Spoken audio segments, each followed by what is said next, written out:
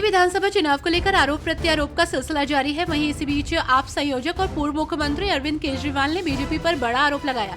अरविंद केजरीवाल ने अपने x handle पर लिखा, एक तरफ पुजारियों और ग्रंथियों को सम्मान राशि दिए जाने का बीजेपी पुरजोर विरोध कर रही है और दूसरी ओर मंदिरों को तोड़ने की तैयारी कर रही है। लोग इसे लेकर बेहद नाराज हैं। भाजपा पर जोरदार हमला बोलते हुए आप नेता संजय सिंह ने कहा कि भारतीय झूठा पार्टी।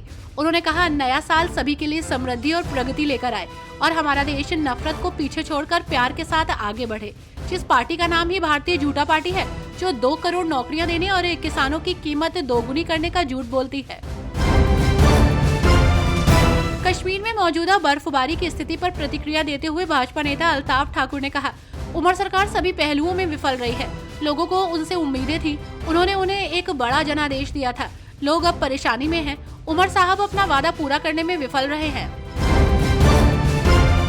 महाराष्ट्र के मुख्यमंत्री देवेंद्र फडणवीस ने महाराष्ट्र छत्तीसगढ़ सीमा पर ताड़गुड़ा में पुल का उद्घाटन किया और गट्टा से वागेतुरी तक बस सेवा शुरू की। इस अवसर पर सीएम ने ग्रामीणों के साथ राज्य परिवहन बस में यात्रा की। उन्होंने कहा कि गढ़चिरौली का ये इलाका जहां हम खड़े हैं, वहां सड़क तक नहीं थी और यहां माओवादियों का पूरा दबदबा रहा था। आज उस वर्चस्व को समाप्त करते हुए हमने यहां 2 बड़ी पोस्ट बनाई है और छत्तीसगढ़ को सीधे जोड़ने वाली सड़क और पुल का निर्माण किया है। हरियाणा के मंत्री कृष्ण बेदी ने लोहारू विधानसभा क्षेत्र के अंतर्गत फरटिया भीम में एक कांग्रेस नेता द्वारा संचालित कॉलेज में दलित लड़की की आत्महत्या के मामले में गंभीर आरोप लगाए हैं।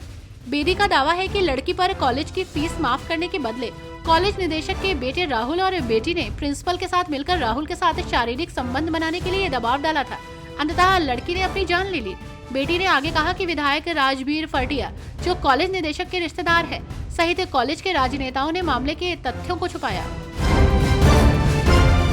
त्रिपुरा के मुख्यमंत्री माणिक शाह ने त्रिपुरा और देश के सभी लोगों को नव वर्ष की शुभकामनाएं दी। उन्होंने ये भी कहा कि उनका प्रयास एक त्रिपुरा श्रेष्ठ त्रिपुरा बनाना है।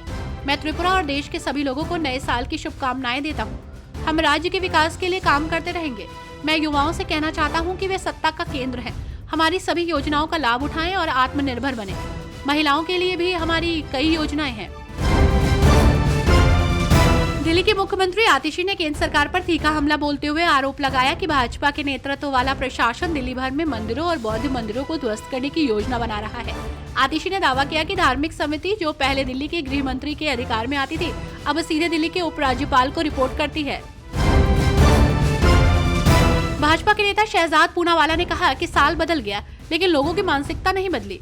अभी कुछ दिन पहले शिवलिंग पर टिप्पणी की गई और कुछ दिन पहले टीएमसी ने महाकाल में राजनाथ जी की मंदिर पूजा का मखौल उड़ाया। कांग्रेस ने हमेशा ही हिंदुओं के खिलाफ जहर उगला है। अब लेफ्ट पार्टी भी अपने वोट बैंक बढ़ाने के लिए हिंदुओं और सनातन को गाली दे रही है। लोकसभा अध्यक्ष ओम बिरला ने भारत के लोगों को नव वर्ष 2025 की शुभकामनाएं दी। उन्होंने ये भी कहा कि सभी को देश को आगे बढ़ाने में योगदान देना चाहिए। सभी देशवासियों को नववर्ष की शुभकामनाएं। ये नया साल नए संकल्पों और विचारों के साथ आया है ताकि हम देश को आगे ले जा सके। समाज के हर व्यक्ति को देश को आगे बढ़ाने में योगदान देना चाहिए। हम कोटा में पर्यटन की संभावनाओं पर काम कर रहे हैं।